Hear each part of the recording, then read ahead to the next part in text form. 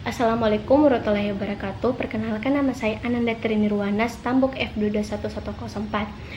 Kali ini saya akan menjelaskan sedikit tentang metode penelitian dalam sebuah jurnal pada tahun 2014. Jurnal ini dibuat oleh Muhammad Beni Hermansyah mahasiswa dari Universitas Lancung Kuning. Dalam jurnal ini membahas tentang rumah tinggal Islami. Nah, dalam metode penelitian ini digunakan dalam teknik survei dan teknik wawancara. Kenapa saya menyebut jurnal ini menggunakan teknik survei? Karena dalam jurnal ini harus melakukan survei lokasi terlebih dahulu agar bisa mendapatkan gambaran-gambaran umum untuk rencana bangunan dalam hal pengumpulan data. Lokasinya yang tercantum di jurnal ini yaitu ditempatkan di kompleks Sudirman yang berada di Jalan Jenderal Sudirman di Kota Pekanbaru. Dalam jurnal ini juga menggunakan teknik wawancara, karena dalam melakukan pengumpulan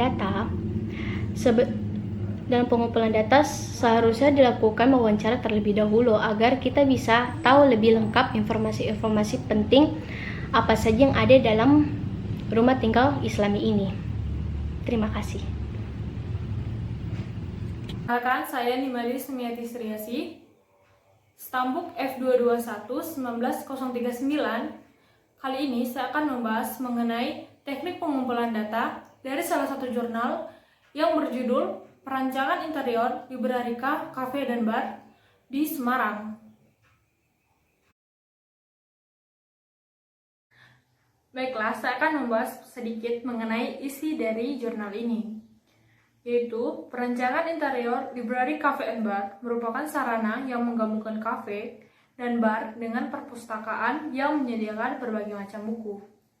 Kafe yang berkonsep perpustakaan ini dibuat untuk mewujudkan sebuah sarana bersantai dan berkumpul yang dapat mendorong minat masyarakat untuk membudayakan literasi. Dilihat dari banyaknya masyarakat yang pada saat ini sering mengunjungi kafe-kafe untuk makan, bersantai, ataupun berkomunikasi dengan sesama. Sehingga kafe berkonsep perpustakaan ini cocok dihadirkan di tengah-tengah masyarakat. Kemudian kita akan membahas mengenai teknik pengumpulan data. Pada jurnal ini terdapat dua teknik pengumpulan data, yaitu wawancara dan observasi. Teknik wawancara sendiri bertujuan untuk berinteraksi dengan klien sehingga mendapat tanggapan atau komentar atas pertanyaan yang diberikan. Sedangkan teknik observasi bertujuan yaitu yang pertama mengamati dan mempelajari cara organisasi menggunakan ruang. Yang kedua, melihat pengaruh lingkungan terhadap perilaku. Yang ketiga, melihat interaksi antar pelaku ataupun pelaku terhadap lingkungan. Pada jurnal ini terdapat 3 metode pengumpulan data, yaitu studi pustaka, studi lapangan, dan studi tipologi. Saya akan menjelaskan masing-masingnya. Studi pustaka yaitu studi yang mengenai fasilitas yang diperlukan dalam librarica untuk menemukan data persyaratan perancangan dan antropometri. Nah, studi pustaka ini masuk ke dalam teknik observasi. Kemudian studi lapangan. Studi lapangan dilakukan untuk memperoleh data fisik dari lokasi perancangan. Studi lapangan termasuk ke dalam teknik observasi dan teknik wawancara. Yang kemudian, studi tipologi dilakukan dengan membandingkan dan mengamati beberapa tempat yang memiliki fungsi yang sama dengan perancangan ini untuk dibandingkan dengan data dari studi pustaka. Studi tipologi ini termasuk ke dalam teknik observasi. Assalamualaikum warahmatullahi wabarakatuh. Perkenalkan, nama saya Muhammad Fardi F. Kamaru, Stambuk F221-19038. Kali ini saya akan menjelaskan jurnal tentang pengaruh setting ruang terhadap perilaku pengguna dengan pendekatan behavioral mapping yang dilakukan pada ruangan dosen Gedung A Universitas Aisyah Yogyakarta. Reaksi manusia terhadap suhu lingkungan berbeda pada masing-masing individu, di mana dalam arti arsitektural secara alamiah dapat ditentukan reaksi-reaksi psikologis terhadap pengaruh ruangan. Bangunan sangat dituntut untuk memberikan kenyamanan bagi penggunanya yang memperhatikan aspek pengguna dan lingkungannya. Maka dari itu, pendekatan behavioral mapping menekan keterkaitan dialektik antar individu manusia dengan lingkungannya. Setting ruang yang menjadi lokasi penelitian adalah ruang dosen gedung A Universitas Aisyah Yogyakarta. Tinjau pustaka kali ini yaitu lebih menuju ke apa saja yang harus diperhatikan dalam melakukan pengambilan data yang menggunakan teknik pencatatan spesimen perilaku dan wawancara. Metode penelitian yaitu berlatar belakang dari adanya perilaku individu atau kelompok yang kehilangan kontrol terhadap terjadinya situasi tertentu yang berdampak pada desain lingkungan ataupun sebaliknya. Metode penelitian kali ini yaitu ada dua jenis data, yaitu data primer sama data sekunder. Data primer adalah data yang langsung dapat diperoleh dari objek penelitian. Pada penelitian ini, data primer yang digunakan antara lain bentuk-bentuk perilaku pengguna, migrasi, perilaku konsumtif, pengguna rumah tangga, hubungan ketetanggaan, penggunaan fasilitas publik, dan setting ruang. Kemudian data sekunder. Data sekunder adalah data yang tidak diusahakan sendiri oleh peneliti.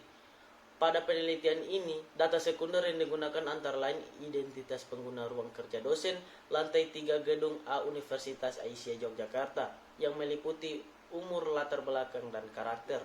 Behavioral mapping yaitu dengan membuat sketsa atau diagram mengenai suatu area di mana manusia melakukan berbagai kegiatannya. Adapun jenis perilaku yang dapat dipetakan antara lain yaitu pola kegiatan, migrasi, perilaku, hubungan ketetanggaan, dan penggunaan fasilitas publik. Kemudian wawancara. Wawancara yang dilakukan untuk mengetahui pendapat atau opini responden secara lebih luas untuk mengenai berbagai kemungkinan jawaban tentang mengapa dan bagaimana suatu kejadian terjadi. Metode pengolahan dan analisis data dari masing-masing model yang merupakan objek penelitian tersebut akan diuji menggunakan pemetaan berdasarkan tempat dan pemetaan berdasarkan pelaku. Pemetaan berdasarkan tempat yaitu dengan membuat sketsa dari tempat atau setting yang meliputi unsur fisik yang diperkirakan mempengaruhi perilaku penggunaan ruang tersebut. Sementara pemetaan berdasarkan pelaku yaitu menekankan pergerakan manusia pada periode waktu tertentu. Sekian dari saya. Wabillahi taufiq wal hidayah. Wassalamualaikum warahmatullahi wabarakatuh.